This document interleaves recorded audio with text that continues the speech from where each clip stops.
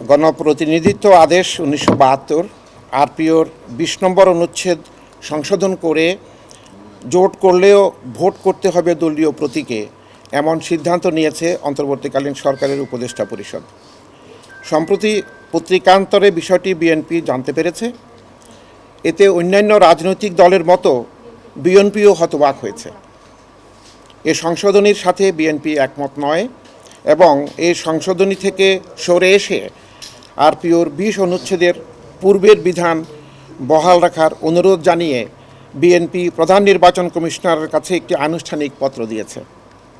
আমরা এইমাত্র পত্রটি প্রধান নির্বাচন কমিশনারের বরাবরে হস্তান্তর করেছি।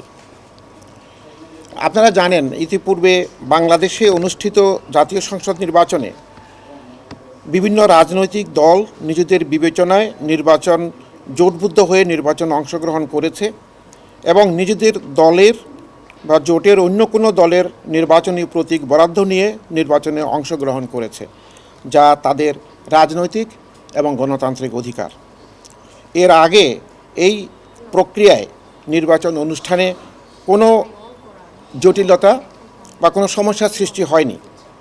সুন্দরভাবেই নির্বাচন হয়েছে এবং কোনো রাজনৈতিক দলের পক্ষ থেকে এই প্রক্রিয়া বা এই অনুচ্ছেদ সংশোধনের কোনো দাবি হয়েছে বলে আমাদের এই পর্যন্ত জানা নেই।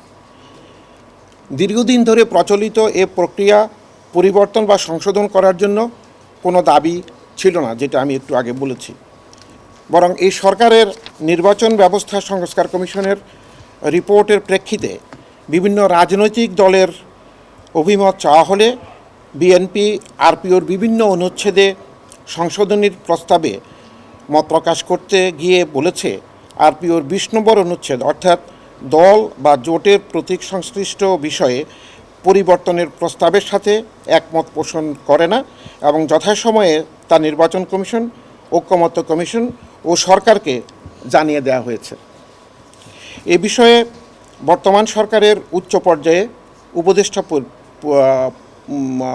উপদেষ্টা লেভেলে বিএনপির স্ট্যান্ডিং কমিটির সদস্য জনাব সালাউদ্দিন আহমেদের সাথে আলোচনাকালে আরপিওর 20 নম্বর অনুচ্ছেদে কোনো পরিবর্তন আনা হবে না এই মর্মে বিএনপিকে আশ্বস্ত করা হয়েছে।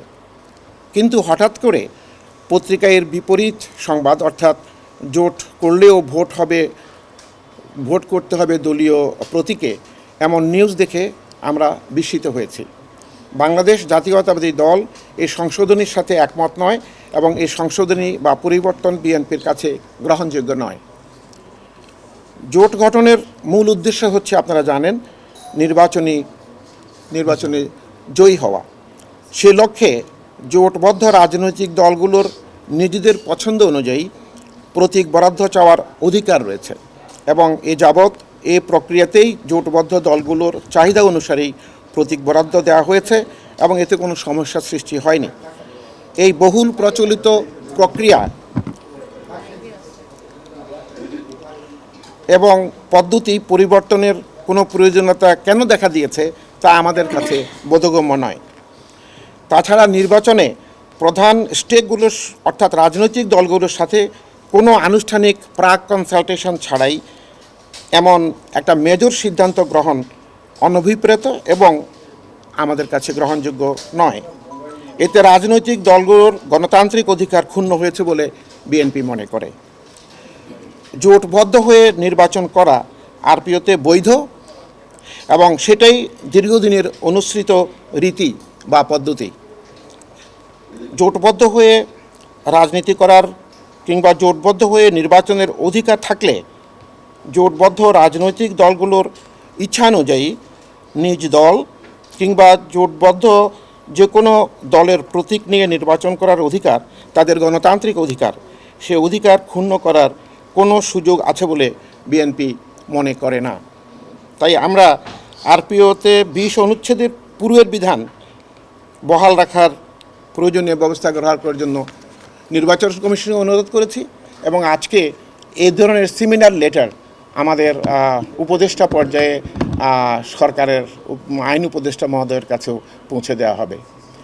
আমরা আশা করি সরকারের গুড সেন্স উইল প্রিভেইল এবং আগের মতোই 20 অনুচ্ছেদ সংশোধন হবে না এবং জোটবদ্ধ রাজনৈতিক দলগুলো হয় নিজের দল অথবা এই জোটের যে কোনো একটা দলের প্রতীক নিয়ে নির্বাচন করতে পারবে পূর্বের মতো।